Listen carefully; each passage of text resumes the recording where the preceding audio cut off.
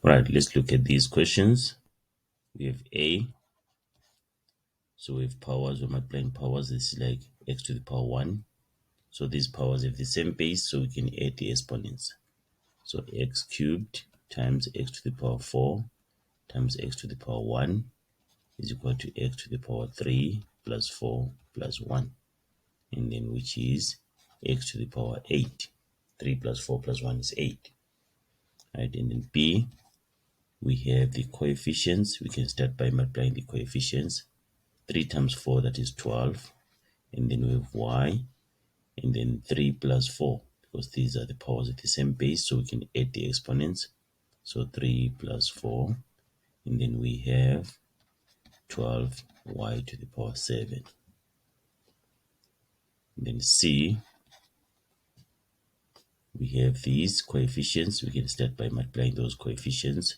This is like a to the power 1. So 2 times 16, that is 32. And then we have a to the power 5 plus 1 plus 2. So plus 1 plus 2.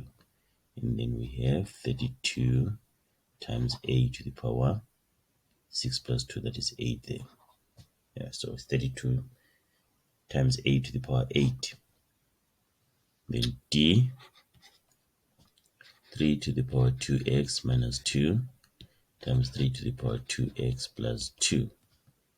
So we have powers with the same base, so we can add the exponents. So it becomes 3, then 2x minus 2, then plus 2x plus 2.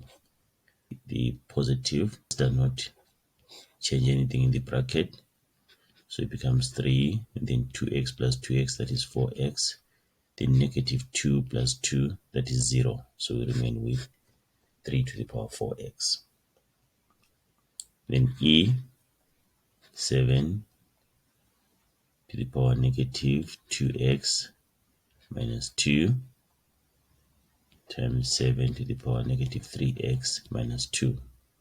So we add the exponents because the powers have the same base. So 7 to the power negative 2x minus 2 plus negative 3x minus 2. This does not change the signs of terms in the bracket, so we remain with negative 3x minus 2. We have negative 2x minus 3x, that is negative 5x.